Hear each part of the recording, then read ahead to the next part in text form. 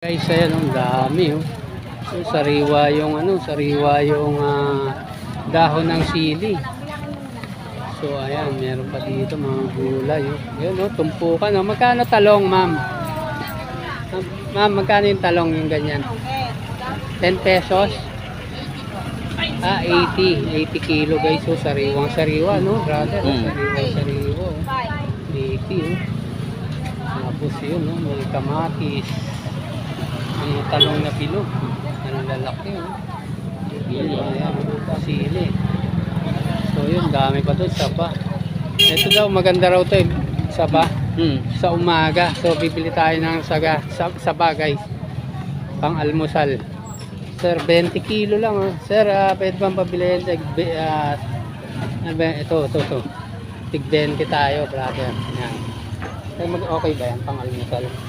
Yan naman.